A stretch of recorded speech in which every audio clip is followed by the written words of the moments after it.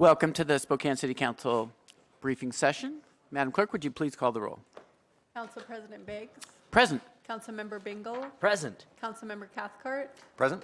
Councilmember Stratton. Present. Councilmember Wilkerson. Present. Councilmember Sapone. Here. Let the record. Oh, Councilmember Kinnear. Here. All right. Hearing virtually. Let the record reflect that all council members are present. All right. Thanks, everyone, for joining us. I'm going to turn it over to City Administrator Johnny Perkins to read the advanced agenda. Thank you, Council President, members of the City Council. This is the advanced briefing agenda for Monday, March 28. Number 1 on the consent agenda is a 3-year and 2-month value blanket with Cascade Engineering, and to give the briefing will be Chris Avery. Thank you, Mr. Perkins, and good afternoon, council members. Today, I'm seeking approval for a 3-year, 2-month value blanket with Cascade Engineering through the Sourcewell Co-op purchasing contract for the purchase of solid waste, recycling, and clean green crews. 3 years. Hello. The 3-year, 2-month term aligns with the expiration of the Sourcewell agreement. The estimated annual expenditure for this value blanket is $800,000, including tax. Be happy to answer any questions. Thank you. Thank you, Chris. Item 2, multifamily housing property tax exemption conditional agreements. There'll be 2 of those by Terry Stripes.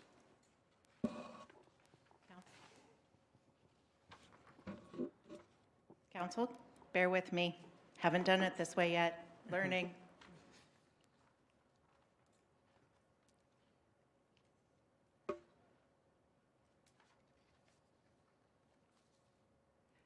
So we're here to talk about multifamily tax exemption, and we have 2 properties that we're going to be talking about. Both of them are in Council District 1. We have the Trent Tower, and we have the McKinley School. The McKinley School, let me get down to this. Okay, so the McKinley School, everybody knows where that is, correct? That's just off of Riverside and Napa, okay? Now, this property has a historic building on it, and then they're also talking about building 3 additional buildings. So each building is going to have approximately 22 units in it when it's all done. They're starting with the McKinley School itself. This property is zoned CCEC, which is Centers and Corridors 1 Employment Center, and that does allow multifamily housing to be built. The estimated construction costs are between 10 and 25 million. This is located in the East Central neighborhood, and once complete, this applicant does want to try for the income and rent restrictions with the 12-year program. Everybody knows this iconic structure. Now, with the second property, we're just across the street from the campus in University District.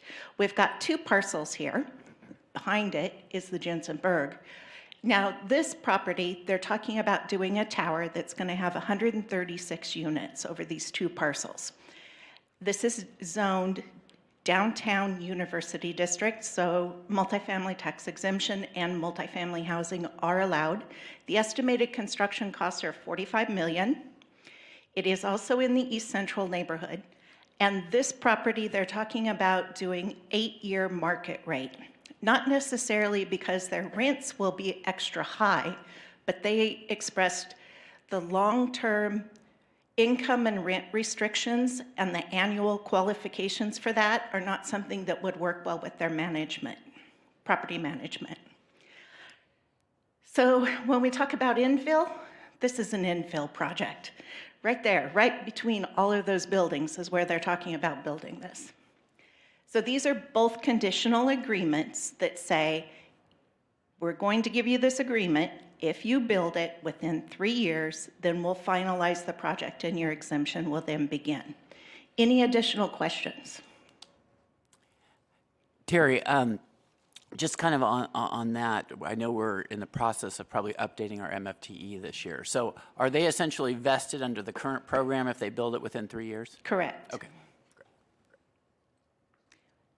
Any other questions? Thank you, Council. Thank you, Ms. Stripes. Items 3A and B and item 4 are traditional items are on our advanced briefing. 3A is addressing claims and payments through the Parks and Library operations. Item 3B is payroll claims of the city. Both of those documents will be filled out for the council meeting on Monday, March 28. Item 4 is the city council meeting minutes. That as well will be filled and completed for the discussion and consideration on Monday, March 28. Moving along to appointments, we have one park board appointment. And we're going to work on that interview next week, right? Next up on our advanced briefing, special budget ordinances. We have 2 dealing with the park fund. Our presenter is our Director of Parks and Recreation, Mr. Garrett Jones. All right, well, thank you, Mr. Perkins, Council President and Council. Good afternoon. The first one was, well, they're both were briefed at Urban Experience Committee. The first one is the City of Spokane will be a subcontractor through the Association of Washington Cities with a SEEK grant. And reason why this is an SBO is we got awarded this grant after the budget was adopted. And this will be through K through 12-year-old programs that we have, and we'll get reimbursed with those programs and scholarships throughout this year. We'll also be able to program all of these recreational activities in-house, and we have the staff to do it. Any questions on that first SBO? And that will be citywide, correct? Or is that Correct. in, Yep, okay, thank you. citywide.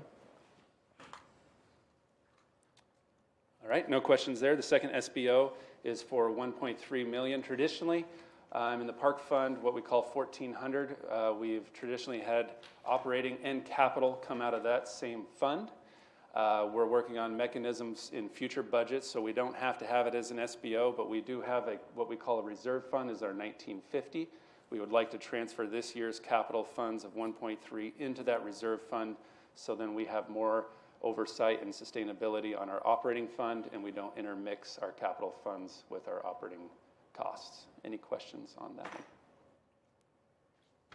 All right, thank you. Thank you, Mr. Jones. And to conclude our lengthy advanced briefing today, relating to traffic control devices, visibility, and vegetation control along roadways, Inga Note. Ms. Note.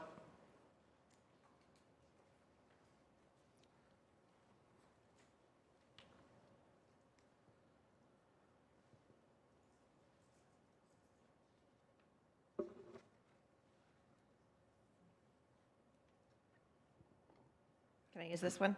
Okay. All right, good afternoon. So this is an ordinance that's a staff request to do some code cleanup, and I came and spoke to you on it a couple weeks ago at PIES. The goal here is to just revise our city code to provide drivers with adequate visibility of traffic control signs, but still allowing for the dense urban street canopy that we've been trying to work towards. There were a couple of questions that came up in the PIES committee, so I've got answers to those. The first one is who does the tree pruning? And the answer to that is that homeowners can prune branches up to 2 inches in diameter. Beyond that, they need a tree service, and that sometimes urban forestry crews will respond to tree sign issues if it's something they can manage. And then the other question was, how do citizens notify us if there is a conflict? And they can call 311 and it'll get routed to urban forestry. So this is an example of what we're trying to avoid. This is one where we were able to move the sign ahead of the tree. This is another one where it started out okay, but it became a problem as the tree grew. So we're just trying to address all of these issues.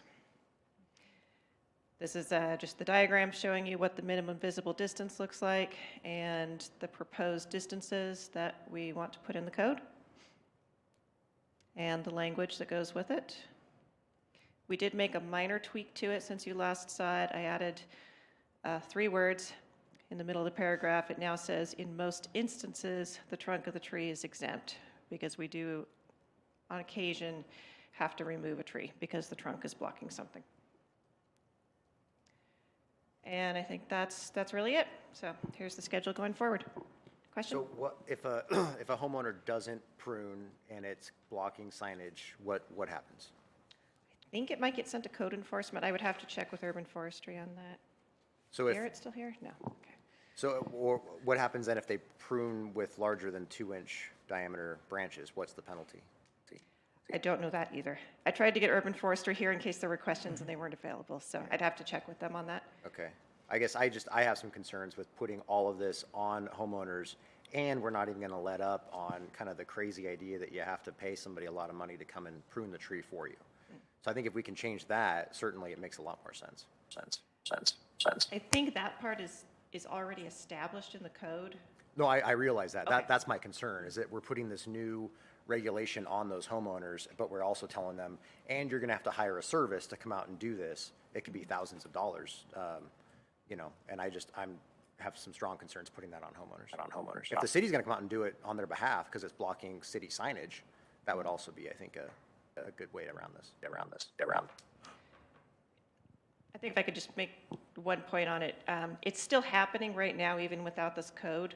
What we're trying to do is actually reduce the amount of tree pruning that's going on, because the street department takes a more conservative approach, saying, you know, we want to be able to see, you know, for 500 feet, where this is saying you can dial it back for certain signs. So in theory, it should result in less pruning, I'm hoping. Okay. So we're not putting a new requirement then? This is a requirement that already exists, we're just dialing it back? It's not spelled out in this amount of detail. It's really kind of left up to the engineering staff right now. Okay. Well, I guess, I mean, I would just continue that, I mean, since we are putting this into our code, I just think we should be cognizant of what the impacts would be on those homeowners in those instances when, you know, they have signage that's adjacent to their property that they're going to be responsible for keeping clear. My 2 cents. All right. All right. All right. Anything else? No, thank you, Inga. All right, thank you. All right, that brings us to the end of the agenda. Is there a motion to approve the advanced agenda? So moved. Second. Any discussion? All those in favor indicate by saying aye. Aye. Aye. Any opposed? Nay? Any abstentions? All right, advanced agenda is approved. I wanted to turn to, we're going to have two interviews for the Redistricting Commission, and I'd like to invite, I believe Jennifer Thomas is there. Come on up, Jennifer, to the podium. And Jennifer, I believe you reside in District 1, is that right? That's correct. Yeah, so Jennifer's been nominated by the mayor to serve on the Redistricting Committee. And Jennifer, some of us know you, but not everybody, so go ahead and introduce yourself and let us know why you're interested in serving on the committee. Well, I have lived in 99207 in District 1 since 2013, and have served on various different boards and councils within the community, and as well, I was on the Human Rights Commission for a couple of years, ran for school board in 2017, and am passionate about helping people be able to build sustainable lives. So I'm a single mom that bought my house, and if I had to buy a home now, I wouldn't be able to afford to, but thank goodness I got into the market when it was doable. There's no faster way that I think that you can build wealth other than home ownership. And so with the redistricting and just looking at voters and all of the things, the components that go into it, I would love to be a voice for other families in my community. So. Great. Any questions for Jennifer? Councilmember Cathcart. Yeah, Jennifer, thank you for your application and interest. Wondering, do you have any, I asked this of our other applicant as well, any kind of preconceived ideas or notions that you bring with you to the redistricting, or is it kind of a blank slate from your point of view? It's a little bit of a blank slate. I mean, I think that looking at the map, it would, it changes the demographic of what Hilliard looks like potentially, growing it into a little bit more of an industrial area, I think. But other than that, I don't have major concerns or objectives going into it. So. All right. I think we're going to vote on this next, or is it tonight that we're voting on it? Oh, we're going to vote on it tonight. You don't have to be here for the vote. We will let you know when we are meeting, and really appreciate your volunteering for this. Great, So, thank you so much. thanks. Thank you. Thank you. And then we have Eric Friedlander, if I'm saying that correctly, I believe from District 3. And I think he is online. I don't know what we need to do to... Oh, there he is. There he is. All right. I mean, not Eric, Rick. Sorry, Rick. For some reason, I want to call you Eric. But anyway, so Rick, same thing. Tell us a little bit about yourself and why you're interested in the Redistricting Commission. Sure. I came to Spokane in 1989 at the behest of the Medtronic Corporation to be a local representative. I've seen Spokane, it was the absolute bottom of the housing market, so I can certainly relate to the idea of wealth accumulation and so on via housing. And it's a little scary that we've made the New York Times as being a place that has now become unaffordable. But that's not really what I'm about. I'm more about getting involved in this process to be a voice that says, let's make sure that the people have the opportunity to have their voices heard through their votes.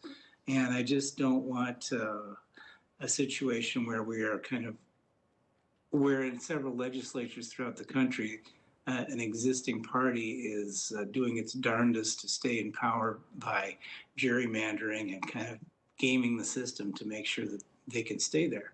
So I'm a voice for fairness and for making sure that we do our best to make sure we have a representative council. All right, great. Councilmember Cathcart. Yeah, I'll ask the same question. I guess, would you bring any preconceived ideas or notions in terms of how to redistrict with you to the redistricting board?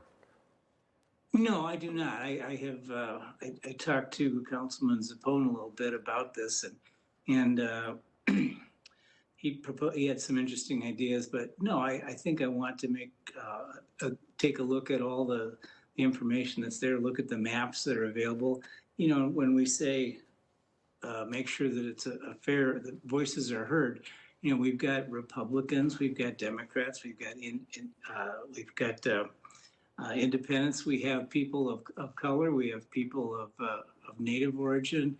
There's a lot of different slices that you could take. So coming into it and saying, well, I think we ought to make sure we have 2 Republicans and 2 Democrats and one for a toss-up is, I think, premature.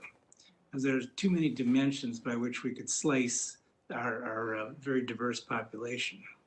And we're nonpartisan, so we don't have to think about Republicans and Democrats. Great. Just a comment. Hello, Rick. Good to see you. It's been a long time. Just want to thank you for stepping up in this space of civic engagement. I'm a little biased with Rick because his daughter has my name. So I was in support of you from the very beginning. So I hope this goes well, and I certainly look forward to your participation. Thank you, Councilman Wilkerson. All right. Any other questions or comments? All right. Again, thank you, and we will be voting on this in the not too distant future tonight, and we will let you know where the first meeting is and when it is. Thanks. Thanks for your time. Take care. Bye now. Okay, that brings us to this evening's agenda, and a first potential change I have is I've had a request on Resolution 26. I'm trying to make sure it's the same.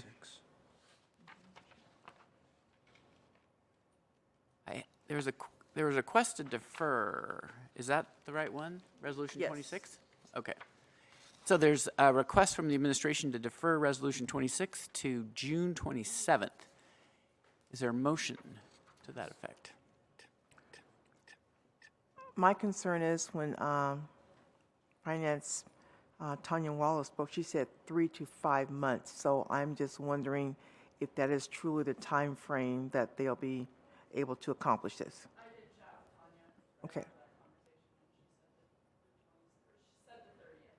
30. Okay. Okay. Motion to defer to that date, Council President. Okay. I'll second. Any discussion? All those in favor of deferring Resolution 26 until the 27th of June indicate by saying aye. Aye. Aye. Any opposed? Nay. Any abstentions? All right, that's deferred. And then there is a request that we were all emailed to add youth homelessness grant acceptance contract. And in order to consider that, we would need to have a motion to suspend the rules. Motion to suspend the rules. Second. Okay, it's been moved and seconded. Any discussion on suspending the rules for purposes of adding to the agenda? Hearing none. All those in favor indicate by saying aye. Aye. Aye. Any opposed, nay? Any abstentions? All right, rules are now suspended. Madam Clerk, would you like to read that matter? Youth homelessness demonstration grant agreement with the United States Department of Housing and Urban Development, $134,881 revenue. Is there a motion to add that to this afternoon's consent agenda? Motion to add to consent agenda. Second. It's moved and seconded. Any discussion? All those in favor indicate by saying aye. Aye. Aye. Anyone opposed? Nay? Abstentions? All right, that's added. I guess the other question I had was matter number 1 on the contract for investment services. I thought that was the one that was getting deferred for a few months, or not? That is the one, they both of them were. Both of them are? Yes, Okay. to be deferred, All right, yes. is there a motion to defer item 1 until June 27th? Motion to defer till June 27th. Second. All right, any discussion? All those in favor indicate by saying aye. Aye. Any opposed, nay? Any abstentions? All right, that's deferred to June 27th as well. All right, any other requests for changes on the consent agenda or tonight's agenda? All right, Madam Clerk, you can read the consent agenda as amended. Reports, contracts, and claims. Number 1 is deferred to June 27, 2022 agenda. Number 2, purchase of Loomis Armored Car Services, Spokane, under Washington State Department of Enterprise Services, contract number 08115 for armored car services, smart safes and courier services, effective January 1, 2022 through December 31, 2022, $54,000. Number 3, memorandum of understanding with Spokane County Public Defender's Office to exchange conflict of interest cases, including felony conflict cases sent to the city, $72,000 annual revenue.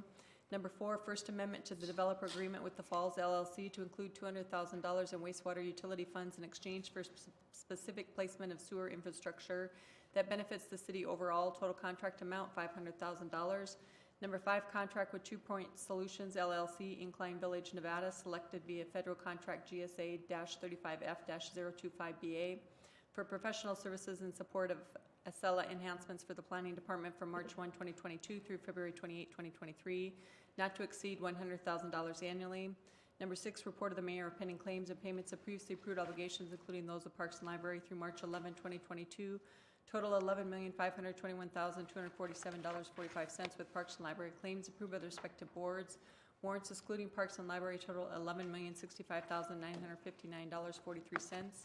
Number 7, City Council meeting minutes for March 7 and March 10, 2022. And number 8, youth homelessness demonstration grant agreement with the United States Department of Housing and Urban Development, $134,881 revenue.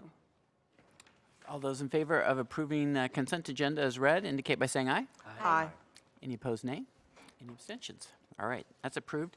And before we adjourn, I just wanted to ask the question on March 28th. We essentially have 2 special budget ordinances related to parks and 1 first reading ordinance, and whether people wanted to do that at the 3:30 session or do a 6 o'clock session. And I don't have an opinion, but I thought I would raise it.